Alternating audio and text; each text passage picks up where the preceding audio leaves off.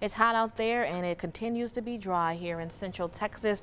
We turn now to meteorologist Ashley Carter with today's forecast. Hey, Ashley. Hey, unfortunately, that fire threat is going to remain for us here really throughout the next several days because hot and rain-free weather is mainly what we're looking at as we take a look at the 7-day forecast here in Central Texas as well as here in the Brazos Valley. Now, we do have a couple of shots for some showers on your Friday as well as your Saturday, but better rain chances are really going to be off into the Brazos Valley throughout the weekend. I'll break down what that looks like in a little bit, but starting off this morning, we are seeing a warm start to the day. That sun is now up 77 degrees as you head out in Harker Heights. It's 80 as you head out the door in Waco, 75 over in Lampasas, 77 if you're in Goldthwaite, 77 right here in Temple. But those feel like temperatures because of the humidity bumped up by a couple of degrees for some of us. If you're waking up in Mejia, as soon as you head out the door, it's going to feel like an 81 degree start to your hump day. 84 over in Waco, 81 if you're in Hearn as well as College Station. Now,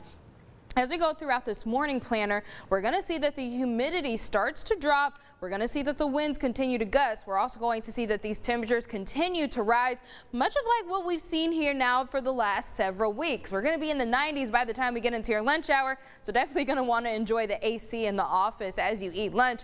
But by the time you head home from work, you may want to get to your car as fast as you can because look at these temperatures. We're going to get highs upwards of 106 today. As I mentioned, humidity is going to drop off, but in the Brazos Valley is going to be up to 108. So that's what's triggered this heat advisory that's going into effect starting at noon. It's for all of us here in Central Texas except some of our western zones where temperatures are going to be just below advisory criteria. And then as I mentioned, higher heat index values are going to be in the Brazos Valley.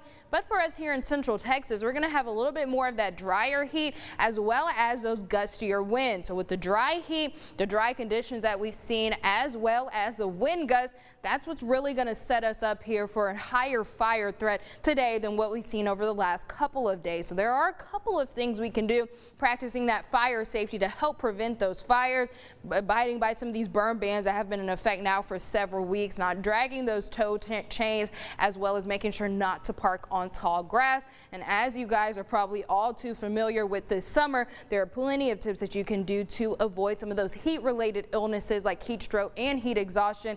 Avoiding outdoor activities altogether today and tomorrow is really going to be your best bet as this heat advisory is in play.